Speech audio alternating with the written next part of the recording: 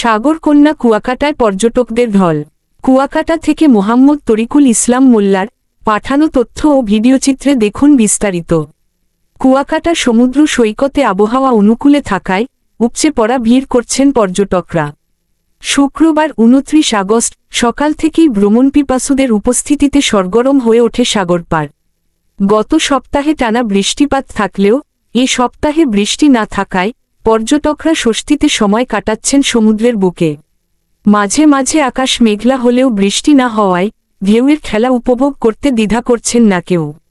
অনেকের মতে বর্ষার দিনে এমন বৃষ্টিবিহীন সময় পাওয়া ভাগ্যের ব্যাপার। ক্যামেরাম্যানরা জানান, বর্ষার সময় ছবি তুলতে গিয়ে প্রায়ই সমস্যায় পড়তে হয়। বৃষ্টিতে ক্যামেরা নষ্ট হওয়ার আশঙ্কা থাকে।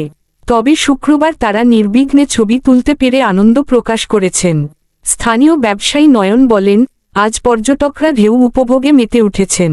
জোয়ারের কারণে বড় বড় ঢেউ সরাসরি তীরে আছড়ে পড়ছে।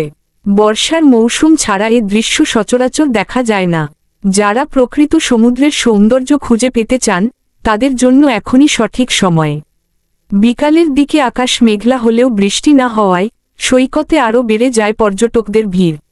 প্রাণবন্ত উপস্থিতিতে সমুদ্রপাড় যেন উৎসবের আবহ ধারণ করে।